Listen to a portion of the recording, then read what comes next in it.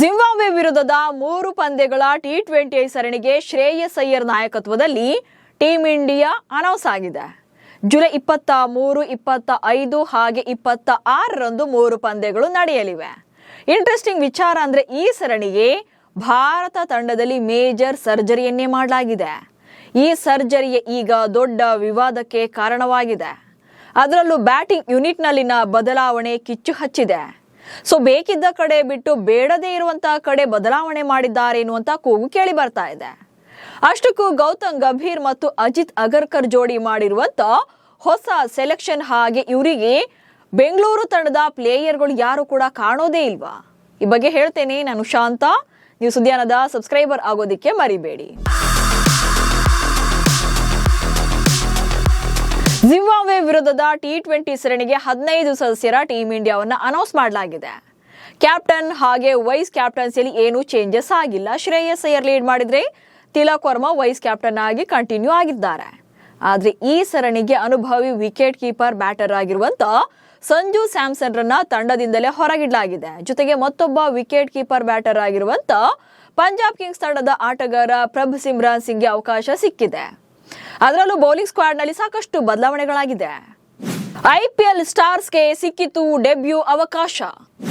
England ವಿರುದ್ಧ debut ಮಾಡಿರುವಂತಹ Vaibhav Suryavanshi Zimbabwe ಸೀರೀಸ್ಗೂ ಕೂಡ ಸೆಲೆಕ್ಟ್ ಆಗಿದ್ದಾರೆ. ಇಂಟ್ರೆಸ್ಟಿಂಗ್ ವಿಚಾರ ಅಂದ್ರೆ ಡೊಮೆಸ್ಟಿಕ್ ಹಾಗೆ ಐಪಿಎಲ್ ನಲ್ಲಿ ಸದ್ದು ಮಾಡಿರುವಂತಹ 3 ಯಂಗ್ಸ್ಟರ್ಸ್ಗೂ ಕೂಡ ಅವಕಾಶ ಸಿಕ್ಕಿದೆ.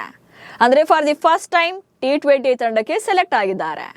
ಅದರಲ್ಲಿ ಪಂಜಾಬ್ ಕಿಂಗ್ಸ್ ತಂಡದ ಪರ ಸ್ಫೋಟಕ ಓಪನರ್ ಆಗಿರುವಂತ wicket keeper cum batter Prabh Simran Singh ಹಾಗೆ ದೇಶಿ ಟೂರ್ನಿಗಳಲ್ಲಿ ವಿಕೆಟ್ಗಳನ್ನ ಬೇಟೆಯಾಡುವಂತ ಪೇಸ್ ಬೌಲರ್ಗಳಾಗಿರುವಂತ ಯಶ್ ಠಾಕೂರ್ ಹಾಗೆ ಅಶೋಕ್ ಶರ್ಮಾಗೂ ಕೂಡ ಟೀಮ್ ಇಂಡಿಯಾ ಜೆರ್ಸಿಯನ್ನು ಧರಿಸೋಕೆ ಅವಕಾಶ ಸಿಕ್ಕಿದೆ.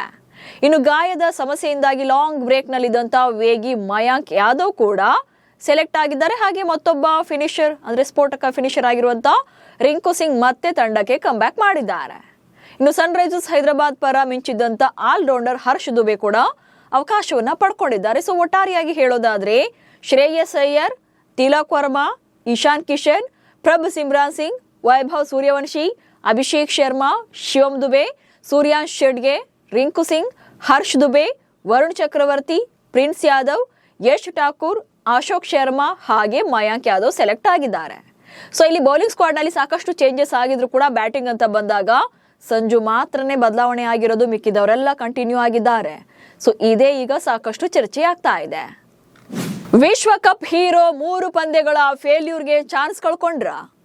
2026ರ ಟಿ20 ವಿಶ್ವಕಪ್ ನಲ್ಲಿ ಸೂಪರ್ 8 ನ ಕೊನೆಯ ಪಂದ್ಯ, ಸೆಮಿಫೈನಲ್ ಹಾಗೆ ಫೈನಲ್ ಪಂದ್ಯದಲ್ಲಿ 85+ ರನ್ಗಳನ್ನ ಹೊಡೆದು ಭಾರತ ವಿಶ್ವಕಪ್ ಗೆಲುವಿನ ಹೀರೋ ಆಗಿದ್ದ ಸಂಜು ಅವರನ್ನ ಈಗ ತಂಡದಿಂದಲೇ ಕೈಬಿಡಲಾಗಿದೆ.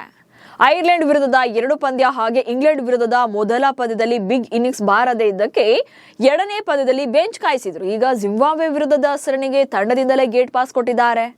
ಮಾರ್ಚ್ನಲ್ಲಿ ವಿಶ್ವಕಪ್ ಗೆಲ್ಲಿಸಿದ್ದಂತಹ ಸೂರ್ಯಕುಮಾರ್ ಯಾದವ್ರನ್ನು ಕೂಡ ಈಗ ತಂಡದಿಂದಲೇ ಹೊರಗಿಡಲಾಗಿತ್ತು ದಿಢೀರಂತ.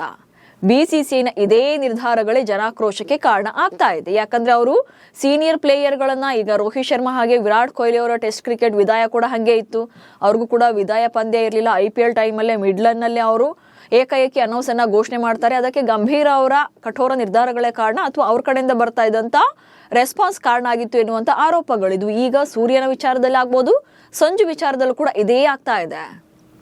ಇತ್ತೀಚೆಗೆ ವಿಶ್ವಕಪ್ ಗೆದ್ದಂತ ನಾಯಕ ಸೂರ್ಯನನ್ನ ಸರಿಯಾಗಿ ನಡೆಸಿಕೊಳ್ಳಿಲ್ಲ, ಕಪ್ ಗೆಲ್ಲಿಸಿದ ಪ್ಲೇಯರ್ಗೂ ಕೂಡ ಮರ್ಯಾದೆ ಕೊಡ್ತಿಲ್ಲ ಅಂತ ಸೋಷಿಯಲ್ ಮೀಡಿಯಾದಲ್ಲಿ ಒಂದಷ್ಟು ಆಕ್ರೋಶ ವ್ಯಕ್ತಪಡಿಸಿದ್ರು. ಸೊ ಬದಲಾವಣೆ ಮಾಡೋದೇ ಆಗಿದ್ರೆ ಈಗ ಸಂಜು ಬದಲಿಗೆ ತಿಲಕ್ ವರ್ಮಾರನ್ನ ಬದಲಾವಣೆ ಮಾಡಬಹುದಿತ್ತು. ಅದನ್ನ ಬಿಟ್ಟು ಸಂಜುಗೆ ಯಾಕೆ ಟಾರ್ಗೆಟ್ ಎನ್ನುವಂತ ಪ್ರಶ್ನೆಗಳನ್ನ ಕೇಳ್ತಿದ್ದಾರೆ. ಅದರ ಜೊತೆಗೆ RCB ಪ್ಲೇಯರ್ಗಳು ಯಾರು ಕಾಣ್ತಿಲ್ವಾ ಎನ್ನುವಂತ ಪ್ರಶ್ನೆಗಳನ್ನು ಮಾಡಿದ್ದಾರೆ. ಜಿಂಬಾಬ್ವೆ ಪ್ರವಾಸಕ್ಕೂ ಬೇಡವಾದ್ರ RCB ಚಾಂಪಿಯನ್ಸ್. ಇನ್ನು ಈ ಬಾರಿಯೂ ಕೂಡ ಭಾರತ ತಂಡಕ್ಕೆ ರಾಯಲ್ ಚಾಲೆಂಜರ್ಸ್ ಬೆಂಗಳೂರು ತಂಡದ ಯಾವುದೇ ಆಟಗಾರನನ್ನು ಕೂಡ ಆಯ್ಕೆ ಮಾಡದೆ ಇರೋದು ಕೂಡ ಇಲ್ಲಿ ಸಿಟ್ಟಿಗೆ ಕಾರಣ ಆಗ್ತಾ ಇದೆ. ಬೆಂಗಳೂರು ತಂಡ 2 ಬಾರಿ ಚಾಂಪಿಯನ್ ಆಗುವಲ್ಲಿ ಅದ್ಭುತ ಪ್ರದರ್ಶನ ನೀಡಿದಂತ ಅನುಭವಿ ವೇಗಿ ಭುವನೇಶ್ವರ್ ಕುಮಾರ್, ಆಲ್ರೌಂಡರ್ ಆಗಿರುವಂತಹ ಕೃನಾಲ್ ಪಾಂಡ್ಯ, ಅದರಲ್ಲೂ ನಾಯಕ ರಜತ್ ಪಾಟಿದಾರ್, ಸ್ಪಿನ್ ಬೌಲರ್ಗಳ ಎದುರಾಳಿಯಾಗಿ ಸ್ಫೋಟಕ ಬ್ಯಾಟಿಂಗ್ ಅನ್ನ ಮಾಡುವಂತ ರಜತ್ ಪಾಟಿದಾರನ್ನ ಕೈಬಿಟ್ಟಿರೋದು ಕೂಡ ಇಲ್ಲಿ ಸಾಕಷ್ಟು ಆಕ್ರೋಶ ವ್ಯಕ್ತವಾಗ್ತಿದೆ. ಜೊತೆಗೆ ಯುವ ವೇಗಿ ಆಗಿರುವಂತ ರಸಿಕ್ ಸಲಾಮ್ದಾರ್ಗೂ ಕೂಡ ಇವರಲ್ಲಿ ಯಾರಿಗೂ ಕೂಡ ಅವಕಾಶವನ್ನ ಕೊಟ್ಟಿಲ್ಲ. ಸೊ ಈ ಎಲ್ಲಾ ಆಟಗಾರರು ಸಿಂಗಲ್ ಆಗಿ ನಿಂತು ಪಂದ್ಯದ ದಿಕ್ಕನ್ನೇ ಬದಲಿಸಿ ಮ್ಯಾಚ್ ವಿನ್ನಿಂಗ್ ಪರ್ಫಾರ್ಮೆನ್ಸ್ ನೀಡುವಂತ ಸಾಮರ್ಥ್ಯ ಇರುವಂತವ್ರು. ಸೊ ಈ ಎಲ್ಲಾ ಆಟಗಾರರು ಟೀಮ್ ಇಂಡಿಯಾದಲ್ಲಿ ಸ್ಥಾನ ಪಡೆಯುವಂತ ಎಲ್ಲಾ ಕ್ವಾಲಿಟೀಸ್ ಇವರಲ್ಲಿ ಇದೆ. ಹೀಗಿದ್ರೂ ಕೂಡ ಈ 4ವರಲ್ಲಿ ಯಾರೊಬ್ಬರನ್ನು ಕೂಡ BCCI ಆಯ್ಕೆ ಸಮಿತಿ ಪರಿಗಣನೆ ಮಾಡಿಲ್ಲ. ಇದು ಈ 4 ಆಟಗಾರರಿಗೆ ಅಜಿತ್ ಅಗರ್ಕರ್ ಹಾಗೆ ಗೌತಮ್ ಗಂಭೀರ್ ಜೋಡಿ ಮಾಡಿದಂತ ಅನ್ಯಾಯ ಅಂತ ಸೋಷಿಯಲ್ ಮೀಡಿಯಾದಲ್ಲಿ ಸಿಟ್ಟನ್ನ ಹೊರಹಾಕ್ತಿದ್ದಾರೆ. ಸದ್ಯದ ಬೆಳವಣಿಗೆಗಳನ್ನ ನೋಡ್ತಾ ಇದ್ರೆ ಸಂಜು ಸ್ಯಾಮ್ಸನ್ ರದ್ದು ಮುಗಿದ ಅಧ್ಯಾಯ T20 ಕರಿಯರ್ನಲ್ಲಿ ಎನ್ನುವಂತ ಮಾತುಗಳು ಕೇಳಿ ಬರ್ತಾ ಇವೆ. ಇನ್ನು ಬೆಂಗಳೂರು ತಂಡದ ಆಟಗಾರರಿಗೆ T20 ತಂಡದಲ್ಲಿ ಅವಕಾಶ ಸಿಗೋದು ಕೂಡ ಕನಸಿನ ಮಾತಾಗಿದೆ. ಸೊ ನಿಮ್ಮ ಪ್ರಕಾರ ಜಿಂಬಾಬ್ವೆ ಪ್ರವಾಸಕ್ಕೆ ಭಾರತ ತಂಡದಲ್ಲಿ RCBಯ ಯಾವ ಆಟಗಾರನಿಗೆ ಅವಕಾಶ ಸಿಗ್ಬೋದಿತ್ತು ಅನ್ನೋದನ್ನ ಕಮೆಂಟ್ಸ್ ಮೂಲಕ ತಿಳಿಸಿ. ಹಾಗೆ ಸುದ್ದಿಯನ್ನು ಫಾಲೋ ಮಾಡಿ. ನಮಸ್ಕಾರ.